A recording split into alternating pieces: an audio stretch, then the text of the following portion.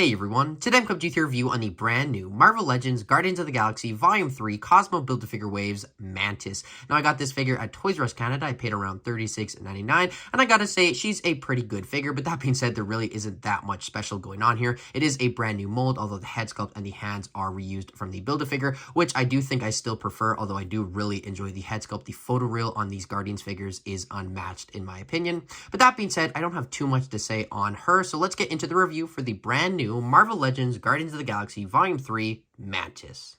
Now, as always, I do want to start off with the packaging for this figure. She's in the standard Marvel Legends plastic-free packaging design. On the front, we have a rendered image of the figure. Behind that, we have a concept art image of the character. Up top, Marvel's Mantis. And down below, we have the Volume 3 Guardians of the Galaxy logo, Hasbro, plastic-free packaging. Don't choke. On the side, we have another concept art image of Mantis, along with the brand new Guardian ship and the Marvel Legends logo. On the back, we have another rendered image of the figure, along with their many accessories, being nothing except, I guess, a Build-A-Figure piece for the Cosmo Build-A-Figure, some legalese down here, and then on this side, we have the Cosmo Build-A-Figure, along with all the other figures in the wave to build the Cosmo. I do have reviews for the Star-Lord and the Drags. All of these other ones will be coming up very shortly. Other than that, not much more on the top, not much more right there. So let's get into the review for the brand new Marvel Legends Mantis. Now, for the Mantis figure itself, as I said, the head sculpt and the hands are old from the previous Mantis, but the rest of the figure is a brand new sculpt, and this body is shared with the Nebula. Now, starting off with the head sculpt, I absolutely love the likeness to Palm Clementev. I believe that is her name. It is different from the first head sculpt.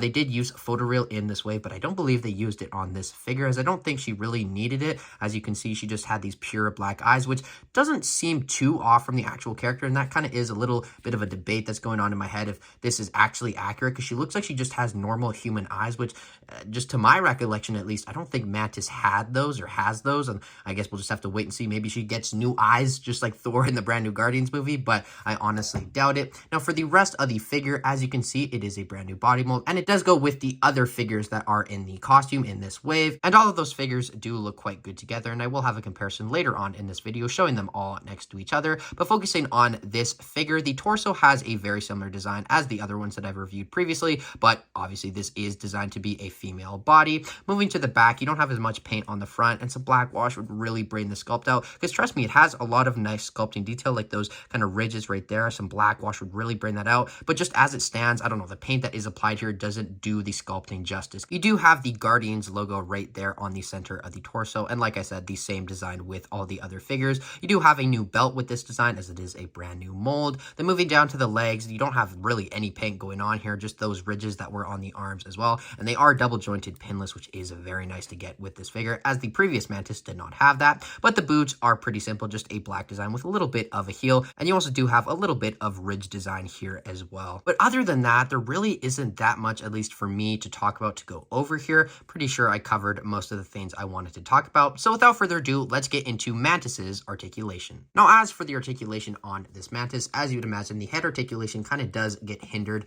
by that hair. It does go back that much, which I guess is pretty good, all things considered. Forward a little bit more, the head does pop off pretty easily. The Nebula articulation is a lot better on this body, as she is frankly bald. A little bit of tilt, full 360. I kind of also just noticed a little detail in the mouth of the figure. It looks like she has a little bit of teeth exposed. I don't know if that's just my eyes deceiving me, but anyways, that is besides the point right now. Arms go out that much, down, full 360. This side gets a little bit hindered by this part just sticking out. That is not present though on the other side. Bicep swivel, full 360. Beautiful double jointed pinless female elbows. Then the hands do go up that much, down, and full 360 on both sides. Yes, this side has a interesting hand, but that is fitting for Mantis. I do wish she was included with a set of fists, however. Ab crunch goes forward that much, back, side, side, full 360, so pretty good range there overall. Legs go forward that much, back, splits, upper thigh cut, back, not at all actually, upper thigh cut like I was saying, double jointed pinless knees, and then also you do get boot rotation, and the ankles go up, down, and beautiful ankle rockin' pivot. Now, first for comparisons, here we have the Mantis next to all the other Guardians in the same costume design, as well as Groot and Cosmo. As you can see, they all really do look good together. I know a lot of people do have some gripes with this wave, but I think when you have them all together, they definitely look really good. Here we have Mantis next to Adam Warlock, as well as Craiglin. Both of them are, of course, from the same wave. Now, lastly, for comparisons, here we have the Volume 3 Mantis next to a standard Bucky Cat-bodied figure, being the Cyclops from the X-Men 5-pack, as well as the Volume 2 Build-A-Figure Mantis, which honestly still kind of shocks me to this day that she was a Build-A-Figure. But that being said, in 2023, we got Cosmo in this wave for a Build-A-Figure, which is probably even smaller than her. So I guess lots of things still haven't changed. Now, one thing I really want to do with this figure and this one is I do want to do a head swap here, because I'm very curious to see what this head, more importantly, looks like on this. Oh, what? So, interesting. So, yeah, they are the same head sculpt, I believe. I could be wrong on that, though. They look to be exactly the same. But if we look underneath, this one, the older one, has a way smaller ball joint, which is definitely interesting. Maybe the actual head sculpt in there is new, as the eyes are a little more deep set on the old one, and these ones are kind of just painted, but that is interesting. So you can't actually fit this head on there at all, as it is too big. You can fit it on here, although it looks a little weird without the neck, but still, I guess it looks better than the head not being able to fit on whatsoever, but still, literally, you can just take it off.